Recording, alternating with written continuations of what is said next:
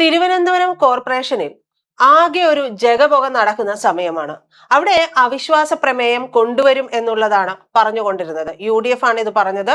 ശബരിനാഥന്റെ നേതൃത്വത്തിലാണ് ഈ അവിശ്വാസ പ്രമേയം കൊണ്ടുവരുമെന്ന് പറഞ്ഞുകൊണ്ടിരുന്നത്. അവിശ്വാസ പ്രമേയം കൊണ്ടുവരട്ടെ, ഞങ്ങൾ 5 വർഷവും ഭരണം തികയ്ക്കുമെന്നുള്ളതായിരുന്നു മേയറായിട്ടുള്ള VV രാജേഷിന്റെ വെല്ലുവിളി. മേയർ VV രാജേഷ് എന്തുകൊണ്ടാണ് ഈ വെല്ലുവിളി ഏറ്റെടുത്തിരുന്നതെന്നൊക്കെ നമ്മൾ പറഞ്ഞതാണ്. അതേ അവസ്ഥയിലേക്ക് തന്നെയാണ് ഇപ്പോഴത്തെ കാര്യങ്ങളുടെയും ഒക്കെ പോക്ക്. കാരണം ഈ അവിശ്വാസ പ്രമേയം കൊണ്ടുവരാനുള്ള UDFന്റെ നീക്കത്തിനെ പിന്തുണയ്ക്കാനായിട്ട് CPMന് കഴിയില്ല. CPM ഇതിൽ നിന്ന് മാറി നിൽക്കുകയാണ് ചെയ്തിട്ടുള്ളത്. ഈ കഴിഞ്ഞ ദിവസമാണ് അവിടെ തമ്മിത്തല്ലുണ്ടായത്. മേയറുടെ കാലിന് പരിക്കേൽക്കുന്നു, ഡെപ്യൂട്ടി മേയർക്ക് അടക്കം പരിക്കേൽക്കുന്നു, കൗൺസിലർമാർക്കും പരിക്കേൽക്കുന്നു. അത് CPMന്റെ കൗൺസിലേഴ്സിന് പരിക്കേറ്റിട്ടുണ്ട്, BJPയുടെ കൗൺസിലേഴ്സിന് പരിക്കേറ്റിട്ടുണ്ട്. ഇതെല്ലാം കൂടെ ആകെ ഒരു ജഗപുക എന്ന് പറഞ്ഞ ഒന്നും തീരില്ല. വല്ലാത്തൊരു അന്തരീക്ഷമാണ്. 6 മാസമായി BJP അവിടെ ഭരണം ഏറ്റെടുത്ത് നമുക്ക് പറയാനുള്ള ഒരു കാരണം വേണമല്ലോ. അവിടെ പല കാര്യങ്ങളും നടപ്പിലാക്കുന്നുണ്ട്. മഴക്കാലപൂർവ്വ ശുചീകരണമായിക്കോട്ടെ, കുടി ഒഴിപ്പിക്കുന്ന കാര്യങ്ങളായിക്കോട്ടെ, അനധികൃതമായി കയ്യേറിയതൊക്കെ ഒഴിപ്പിക്കുന്നതായിക്കോട്ടെ, അങ്ങനെ ഓരോ കാര്യങ്ങളും വരുന്നുണ്ട്. മാത്രമല്ല VV രാജേഷ് പറയുന്ന ഒരു കാര്യം, എല്ലാ ദിവസവും അവരെ കാണാനായിട്ട് വരുന്ന ഒരു പറ്റം ആളുകളുണ്ട്. അതായത് പരാതിയുമായി വരുന്നവരാണ്. അതിൽ CPMകാരുണ്ട്, കോൺഗ്രസ്സുകാരുണ്ട്, എല്ലാവരുമുണ്ട്. എല്ലാവർക്കുമായിട്ട് ഇതിന്റെ വാതിൽ തുറന്നിട്ടിട്ടുണ്ട്. എല്ലാവരുടെയും പ്രശ്നങ്ങൾ പരിഹരിച്ചിട്ടുണ്ട്. അങ്ങനെ പല പ്രശ്നങ്ങൾ പോലും പരിഹരിച്ചുകൊണ്ടിരിക്കുന്നത് CPMനും UDFനും അതൊരു വലിയ പ്രശ്നമായി മാറുകയും ചെയ്യുന്നുണ്ട്. ഏറ്റെടുത്തതിന് ശേഷം ഇത്രത്തോളം കാര്യങ്ങൾ ഒരു ഭരണകൂടത്തിന് ചെയ്യാൻ കഴിയുമെന്നൊക്കെ ജനത്തിന് പോലും ഒരുപക്ഷെ മനസ്സിലായി തുടങ്ങിയത് ഇപ്പോഴായിരിക്കും. രാഷ്ട്രീയപരമായിട്ട് നമ്മൾ എതിർക്കേണ്ടതുണ്ടെങ്കിൽ രാഷ്ട്രീയപരമായി തന്നെ എതിർക്കുകയും ചെയ്യണം. അവിടെയാണ് അവിശ്വാസ പ്രമേയം കൊണ്ടുവരുന്നത്. അവിടെ CPMന് അല്ലെങ്കിൽ പ്രതിപക്ഷത്തിന് കിട്ടിയിട്ടുള്ള ഏറ്റവും വലിയൊരു ആയുധമായിരുന്നു കൗൺസിലേഴ്സിന്റെ സത്യപ്രതിജ്ഞ ഹൈക്കോടതി റദ്ദാക്കിയത്. ഹൈക്കോടതി 20 കൗൺസിലേഴ്സിന്റെ സത്യപ്രതിജ്ഞ റദ്ദ് ചെയ്തു. പക്ഷെ 4 ആഴ്ചയ്ക്കുള്ളിൽ രണ്ടാമതും സത്യപ്രതിജ്ഞ ചെയ്യണമെന്നുള്ളതായിരുന്നു ഹൈക്കോടതി നിർദ്ദേശിച്ചിട്ടുള്ളത്. എന്നാൽ ഇവിടെ അടപടലം പാളിപ്പോയത് CPMന്റെ അജണ്ടയാണ്. CPM വിചാരിച്ചത് പൂർണ്ണമായിട്ടും ഈ ഒരു അതായത് ഈ ഒരു മേയർ ഉൾപ്പെടെയുള്ള എല്ലാവരെയും തന്നെ അങ്ങ് പിരിച്ചുവിടുന്ന അവസ്ഥയിലേക്കൊക്കെ കാര്യങ്ങൾ പോകുമെന്നാണ്. എന്നാൽ അതുണ്ടായില്ല. അപ്പോഴാണ് ഇവർ സുഗതന്റെ പേര് പറഞ്ഞുകൊണ്ട് അവർ എത്തുമ്പോഴേക്കും, മറ്റു കൗൺസിലറും മേയറും ഒക്കെ എത്തുമ്പോഴേക്കും വലിയ പ്രശ്നങ്ങളിലേക്ക് കൊണ്ടുപോകുന്നത്, സംഘർഷമാകുന്നത്, കയ്യാങ്കളിയാകുന്നത് നമ്മൾ കണ്ട ഈ നാടകീയ ദൃശ്യങ്ങളെല്ലാം അവിടെ ഉടലെടുക്കുന്നത് അങ്ങനെയാണ്. അതിനുശേഷമാണ് UDF പറയുന്നത്, എന്നാ പിന്നെ അവര് തമ്മിൽ ഞങ്ങൾ ഒരു അവിശ്വാസ പ്രമേയം കൊണ്ടുവരാം. അപ്പോൾ മേയർ VV രാജേഷ് പറയുന്നത് എന്താണെന്നറിയാം, ഈ അവിശ്വാസ പ്രമേയം ഞങ്ങൾ പ്രതീക്ഷിച്ചിട്ടുണ്ട്.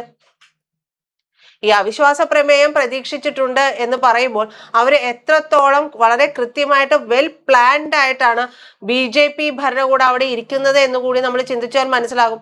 ഇപ്പൊ തന്നെ നോക്കൂ, ഈ ഒരു അവിശ്വാസ പ്രമേയം പാസ്സാകണമെന്നുണ്ടെങ്കിൽ CPMന്റെയും UDFന്റെയും അംഗങ്ങൾ ഒരുമിച്ച് നിൽക്കണം. എന്നാൽ അത് സംഭവിച്ചോ? അത് സംഭവിച്ചിട്ടുമില്ല. ഇപ്പൊ സംഭവിച്ചിരിക്കുന്നത് BJP ആണ് CPMന്റെ മുഖ്യ ശത്രുവെന്നും അവരെ അധികാരത്തിൽ മാറ്റി നിർത്താനായിട്ട് അവിശ്വാസ പ്രമേയത്തിന്റെ വഴി സ്വീകരിക്കുമെന്നും ഒക്കെ കഴിഞ്ഞ ദിവസം മുൻ മന്ത്രിയായിട്ടുള്ള V ശിവൻകുട്ടിയണ്ണൻ തട്ടിവിട്ടിട്ടുണ്ടായിരുന്നു. എന്നാൽ ഇതിന് ഘടകവിരുദ്ധമായിട്ടാണ് ഇപ്പോഴത്തെ സ്റ്റേറ്റ്മെന്റ് വരുന്നത്. അത് പറഞ്ഞിരിക്കുന്നത് ജില്ലാ സെക്രട്ടറി V ജോയാണ്. ഇവർക്കിടയിൽ തന്നെ തമ്മിലടിയാണ്. ഈ തമ്മിലടി തീർക്കാനായിട്ട് സമയമില്ല. അപ്പോഴാണ് ഭരണം നടന്നുകൊണ്ടിരിക്കുന്നതിന്റെ ഇടയിൽ കുത്തിത്തിരിപ്പുമായിട്ട് CPM വരുന്നത്. CPMന് ഭരണം കയ്യിൽ നിന്ന് പൂർണ്ണമായും പോയതോടുകൂടി ആകെ ഒരു വെപ്രാളവും പരവേശവും ഒക്കെ വന്നു കൂടിയിട്ടുണ്ട് എന്നുള്ളത് പറയാതിരിക്കാൻ തരമില്ല. കാരണം ചെന്ന് കയറുന്നത് മുഴുവനും വലിയ അബദ്ധത്തിലേക്കാണ്. ഒന്നും ആലോചിക്കാതെ എടുക്കുന്ന തീരുമാനങ്ങളാണ്. വളരെ പ്ലാൻ ആയിട്ട് നമ്മളൊരു കാര്യത്തെ എതിർക്കുമ്പോൾ അതിന്റെ എല്ലാ കാര്യകാരണങ്ങളും സഹിതം കണ്ടെത്തിയിട്ട് വേണം അത് എതിർക്കാനായിട്ട്. അല്ലെങ്കിൽ നമ്മുടെ പ്ലാൻ മുഴുവൻ ചീറ്റിപ്പോകും. അങ്ങനെ അടപടലം ഒന്നായിട്ട് ചീറ്റിപ്പോകുന്ന സാഹചര്യമാണ് ഇപ്പോഴും ഉണ്ടാകുന്നത്.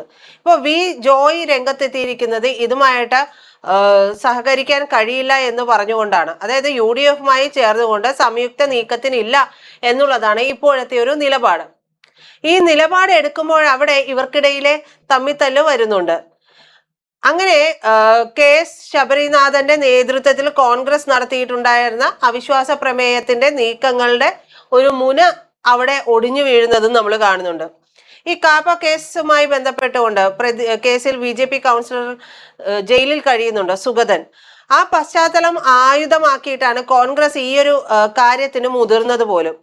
എന്നാൽ ചരിത്രത്തിലെ ഏറ്റവും മോശം ഭരണസമിതിയാണ് നഗരസഭയുടേതെന്നും 1 മാസമായിട്ട് LDF സമരത്തിലാണെന്നും ഒക്കെ സമ്മതിക്കുമ്പോഴും കോൺഗ്രസിന്റെ പ്രമേയത്തെ എന്തുകൊണ്ട് പിന്തുണച്ചില്ല എന്നുള്ളത് നയപരമായിട്ടുള്ള തീരുമാനമെടുക്കാനാണ് എന്നുള്ളതാണ് വി ജോയ് പറയുന്നത്. ഈ നയപരം എന്ന് പറയുന്നതിന്റെ അടിസ്ഥാനം എന്താണെന്ന് ഇതുവരെയും ആർക്കും മനസ്സിലായിട്ടില്ല, അവർക്കും മനസ്സിലായിട്ടില്ല. BJPക്ക് വളരെ കൃത്യമായി ഇത് ചൂണ്ടിക്കാണിക്കാൻ കഴിയും. അവിടെ ഇന്ത്യ മുന്നണി സഖ്യം മുന്നോട്ട് പോകുന്നുണ്ട് എന്നുള്ളത്. കാരണം ഇലക്ഷന്റെ സമയത്ത് മുതൽ പലപ്പോഴായിട്ട് BJP ചൂണ്ടിക്കാണിച്ചിട്ടുള്ള ഒരു പ്രധാനപ്പെട്ട ആരോപണമാണ് കേരളത്തിലും ഇന്ത്യ മുന്നണി സഖ്യം ഉണ്ട് എന്നുള്ളത്. അതുകൊണ്ടായിരിക്കണം ഒരുപക്ഷെ അവർക്ക് കൂടുതൽ അതിലേക്ക് വരാൻ കഴിയാത്തത്. എന്തായാലും LDFന്റെ ഈ ഒരു പിന്മാറ്റത്തിന് പിന്നിൽ BJPയുമായിട്ടുള്ള രഹസ്യ ധാരണയാണെന്ന ആരോപണവുമായിട്ട് UDF രംഗത്തെത്തിയിട്ടുണ്ട്. CPM പറയുന്നത് UDFുമായിട്ടാണ് കൈകോർത്തിരിക്കുന്നത് എന്നുള്ളതാണ്. എന്തായാലും Kawdiar councillor KS Sabarinathan CPM നിലപാടിനെതിരെ വളരെ രൂക്ഷമായിട്ടൊക്കെ വിമർശിക്കുകയും ചെയ്തിട്ടുണ്ട്. ജോയ് ഇങ്ങനെ തട്ടിക്കളഞ്ഞിട്ടുണ്ട്. വിമർശനമല്ല, അത് വോട്ട് എന്നുള്ള രീതിയിലാണ് അവർ മുന്നോട്ട് പോകുന്നത്.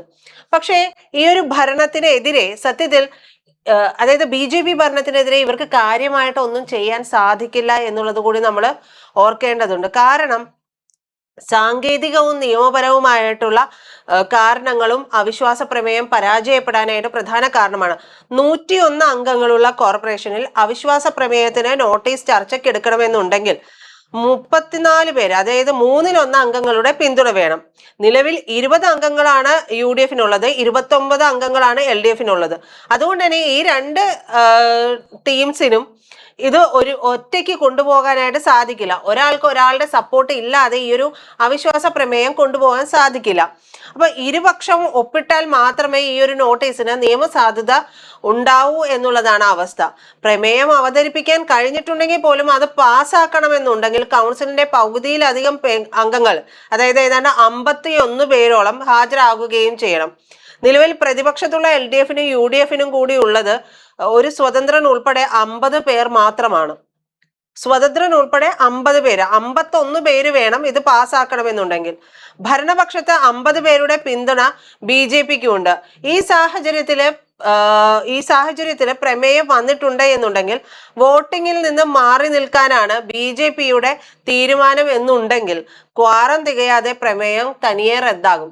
ഇപ്പോൾ ഏതാണ്ട് ഒരു ധാരണ നിങ്ങൾക്ക് മനസ്സിലായി കാണും എന്തുകൊണ്ടാണ് മേയർ VV രാജേഷ് വളരെ കൃത്യമായിട്ട് വളരെ കാര്യമായിട്ട് പറഞ്ഞത്. ഞങ്ങൾ ഈ 5 വർഷവും തികയ്ക്കുമെന്ന് പറഞ്ഞതിന്റെ പ്രധാനപ്പെട്ട കാരണം ഇത് തന്നെയാണ്. ഇനി അതല്ലെങ്കിൽ മറ്റെന്തെങ്കിലും അവിടെ ഒരു സംഭവം ഉണ്ടാവണം, ഒരു കൂറുമാറ്റം, അങ്ങനെയുള്ള കാര്യങ്ങൾ എന്തെങ്കിലും സംഭവിക്കണം, ഇവർ ഒരുമിച്ച് നിൽക്കണം. അപ്പോഴും ഒരാളുടെ കുറവ് അവിടെ വരും, അതിനെ ഇവർക്ക് ഖണ്ഡിക്കാനും കഴിയണം എന്നുള്ളതാണ്. അപ്പൊ എന്തായാലും രാജേഷ് ഇതൊക്കെ പറയുമ്പോഴും ഇതെല്ലാം നോക്കിക്കാണുമ്പോഴും ഭരണം അവിടെ ചടുലമായിട്ട് നടക്കുന്നുണ്ട്.